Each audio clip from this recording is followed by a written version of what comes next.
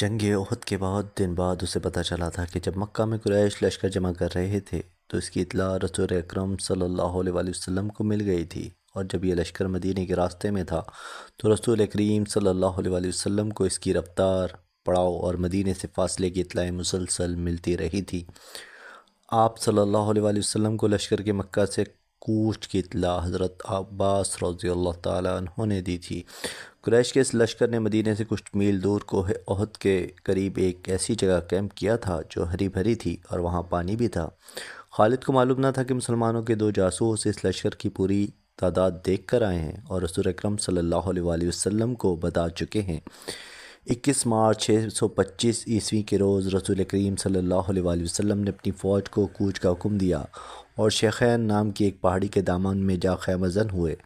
آپ کے ساتھ 1000 پیادہ مجاہدین تھے، جن میں 100 نے سروں پر زرہ پہن رکھی تھی، اور مجاہدین کے پاس صرف 2 گھوڑے تھے، جن میں ایک رسول کریم صلی اللہ علیہ وآلہ وسلم کے پاس تھا۔ اس موقع پر مسلمانوں کے نفاق کا پہلا خطرناک مظاہرہ، جو غداری کے مترادف تھا، مدینے کے بعض ایسے لوگوں نے اسلام قبول کر لیا تھا جو دل سے مسلمان نہیں ہوئے تھے۔ انہیں رسول مقبول صلی اللہ علیہ وآلہ وسلم نے منافقین کہا تھا۔ کسی کے متعلق یہ معلوم کرنا کہ وہ سچا مسلمان ہے یا منافق بہت مشکل تھا۔ جب مجاہدین مدینے سے شیخین کی پہاڑی کی طرف کوچ کرنے لگے تو ایک بااثر آدمی جس کا نام عبداللہ بن ابی تھا، رسول اللہ صلی اللہ علیہ وسلم کے ساتھ اس بحث میں الجھ گیا کہ قریش کا لشکر 3 گنا ہے، اس لیے مدینے سے باہر جا کر لڑنا نقصان دہ ہوگا۔ آپ نے مجاہدین کے دوسرے سرداروں سے رائے لی تو اکثریت نے کہا کہ شہر سے باہر لڑنا زیادہ بہتر ہوگا۔ آپ عبداللہ بن ابی کے ہی ہم خیال تھے، لیکن آپ نے اکثریت کا فیصلہ قبول فرمایا اور کوچ کا حکم دے دیا۔ عبداللہ بن ابی نے شہر سے باہر جانے سے انکار کر دیا۔ اس کے پیچھے ہٹنے کی دیر تھی کہ مجاہدین اسلام میں سے 300 آدمی پیچھے ہٹ گئے۔ تب پتہ چلا کہ یہ سب منافقین تھے اور عبداللہ ان کا سردار ہے۔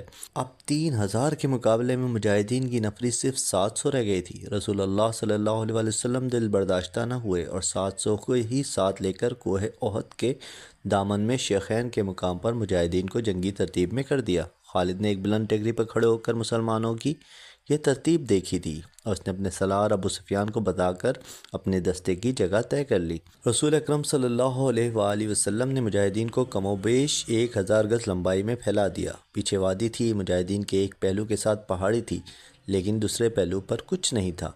اس پہلو کو مضبوط رکھنے کے لیے رسول کریم صلی اللہ علیہ وآلہ وسلم نے 50 تیر اندازوں کو قریب کی ایک ٹیکری پر بٹھا دیا۔ ان تیر اندازوں کے کماندار عبداللہ بن جبیر رضی اللہ تعالیٰ عنہ تھے۔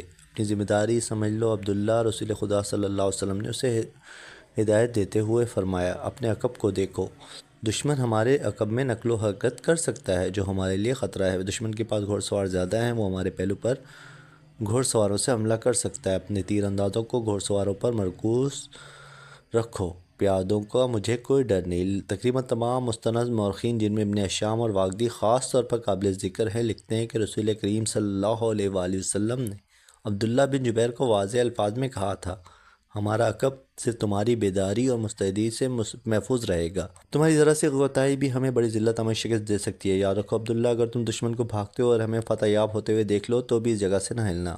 اگر دیکھو ہم پر دشمن کا دباؤ بڑھ گیا ہے اور تمہیں ہماری مدد کے لیے پہنچنا چاہیے تو بھی یہ جگہ نہ چھوڑنا۔ پہاڑی کی یہ بلندی دشمن کے قبضے میں نہیں جانی چاہیے، یہ بلندی تمہاری ہے۔ وہاں سے تم نیچے اس تمام علاقے کے حکمراں ہوگے جہاں تک تمہارے تیر اندازوں کے تیر پہنچیں گے۔ خالد نے مسلمانوں کی ترتیب دیکھی اور ابو سفیان کو بتایا کہ مسلمان کھلے میدان کی لڑائی نہیں لڑیں گے۔ ابو سفیان کو اپنی کثیر نفری پر ناز تھا، وہ چاہتا تھا کہ لڑائی کھلے میدان یعنی لامحدود محاذ پر ہو تاکہ وہ اپنے پیادوں اور گھوڑوں کی افراز سے مجاہدین اسلام کو کچل ڈالے۔ خالد کو اپنے باپ نے جنگی چالوں کی تربیت بچپن سے دینی شروع کر دی تھی۔ دشمن پر بے خبری میں پہلو یا عقب سے جھپٹنا، دشمن کو چکر دے دے کر مارنا، اپنے دستوں کی تقسیم اور ان پر کنٹرول اس تربیت میں شامل تھا جو اسے باپ نے دی تھی۔ اس نے تجربے کار سردار کی نگاہوں سے مجاہدین کی ترتیب دیکھی تو اس نے محسوس کیا کہ مسلمان فن و حرب کے کمالات دکھا سکتے ہیں۔ ابو سفیان اپنی فوج کو مسلمانوں کے بالمقابل لے گیا۔ اس نے گھوڑ سواروں کو مسلمانوں کے پہلوؤں پر حملہ کرنے کے لیے بھیجا۔ ایک پہلو خالد اور دوسرے پر اکرمہ تھا، دونوں کے ساتھ 100 گھوڑ سوار تھے۔ تمام گھوڑ سواروں کا کمانڈر عمرو بن العاص تھا۔ پیادوں کے آگے ابو سفیان نے 100 تیر انداز رکھے۔ قریش کا پرچم طلحہ بن ابو طلحہ نے اٹھا رکھا تھا۔ اس زمانے کی جنگوں میں پرچم کو دل جیسی اہمیت حاصل تھی، پرچم کے گرنے سے فوج کا حوصلہ ٹوٹ جاتا اور بھگدڑ مچ جاتی۔ غزوہ احد میں حضرت خالد بن ولید رضی اللہ تعالی عنہ نے ہاری ہوئی جنگ کا پاسا کیسے پلٹا؟ تیر اندازوں نے اپنی جگہ کیوں چھوڑی؟ جانیے شمشیر بے نیام کی نویں قسط میں۔